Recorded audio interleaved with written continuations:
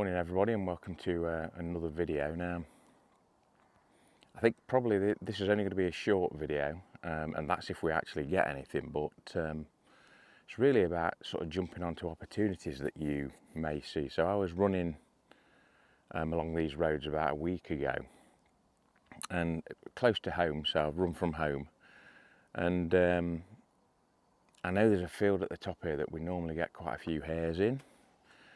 And I was thinking about coming up here anyway because of all the flooding down near us. We're a little bit higher up here, so it's not affected the hares as much as it has down in the fields behind us. So I was thinking of coming up and doing some hare photography up here, and I noticed that the farmer had left a massive verge on one of his fields, and I thought it was empty, but there's some lovely blue flowers come up in it. And as I was running around, I saw them through the hedge and thought, potentially if we get hares in there, that could be quite a nice image. Now for me, because I've been shooting hares for a long time, when you're a photographer, it's quite easy to go and shoot hares and shoot them in the same situation and you get a lot of similar images. Well, for me, this would be something I've not shot before, so it's really just about, you know, if you see an opportunity, and even if something's changed, something's different, can you make an image out of it? Can you make something that's a little bit more unique? So that's what myself and Leia are going to do this morning. It's just past 5 o'clock this morning. The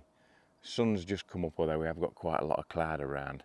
And really all we're going to do is try and get down the verge of this field and just sit there and see what turns up. Now, you know, it could be hares, foxes, roe deer, whatever. We're not really sure if we're going to see anything or what we're going to see, but potentially with the background that we could have and the vegetation around the subject, it could be a really nice shot. So anyway, that's what we're going to do. We're going to go and get set up now and try and get in position and just be quiet, and hopefully something will come along. So I'll catch up with you in a bit. Now, as you can see, I'm making my way into the field, and as we got to this point, I'm having to get down low because we noticed there were a couple of roe deer down on the verge a bit further down in the dip. And I made the decision that this was as far as we were going to get, and what we needed to do really was set up here and then let the roe deer come to us.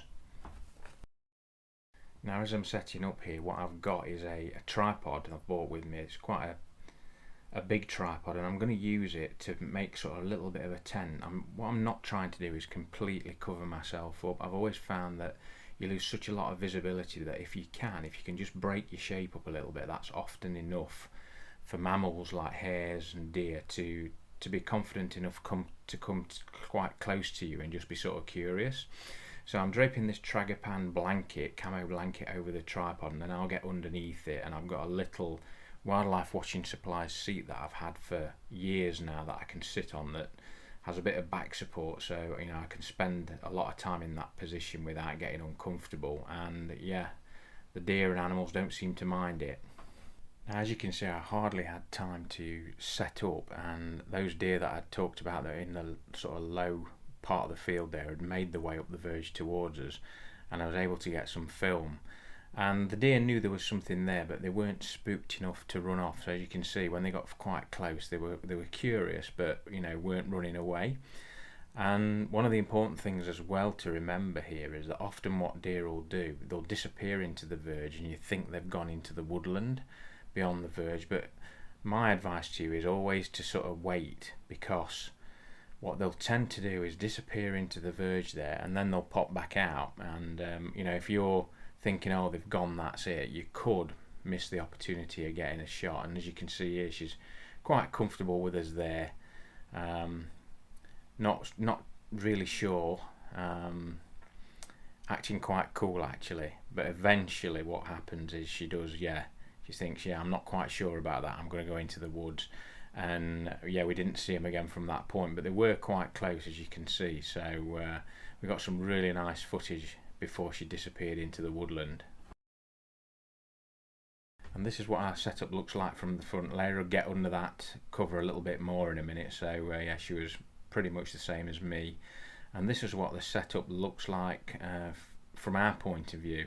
The important thing obviously to realise here is look at the direction of the wind. We're downwind, so for mammals you want to be downwind. If those turbines were in the opposite direction, anything coming towards us would be immediately aware of us. And this is how our morning started off after the deer had visited us. We were getting hares, but most of them were at a distance like this one here. And I think you can see the potential for the colours that we've got in the foreground there. Actually, the hares were coming closer, but one of the problems with this vegetation, with it being so multicoloured, with the hares within it, was quite difficult to see them unless they moved. And as you can see here, we got them coming in closer. Now, of course, that gives you another problem. It's trying to get the hares in focus and the part of the hare in focus that you want in focus. So generally you want the eye in focus, and a lot of the time they've got vegetation in front of them, so it's quite difficult. And it really is a waiting game. All you're waiting for is the hare to be in the right position so that that eye is clear and you can get it in focus. And again, this hare here stayed in this position for approximately about 10 minutes without moving. And you can obviously see that they're thinking that something's there, not quite sure what it is, but it's not scaring them enough. They're more curious about what it is, and you just have to wait. Now, one of the other things I would say to do here is whatever autofocus system you're using, whichever brand of camera, Canon, Nikon, Sony, whatever, it is going to struggle to get eye autofocus here because of all the stuff in front of your subject. It'll struggle to get focus anyway. So what I tend to do in these situations is have manual focus ready, and if it's not hitting focus, don't struggle along with it, just switch to manual focus with focus peaking on, and you can ensure that you get the whole subject in focus. Now this hare would eventually move, as you see here. Still pretty chilled out, decides to have a bit of a scratch before eventually moving off, and we would get, you know, that shot that we were looking for eventually with this hare as well. So I think they came out really well, gave us something a little bit different than we'd been getting before. I hope you enjoy them. We also had a different visitor come along quite late on and actually came within about 8 meters of us, so it really shows, you know, how that camouflage is working. I hope you like the images. I've got an image of that at the end of this video. I'll see you soon for another one.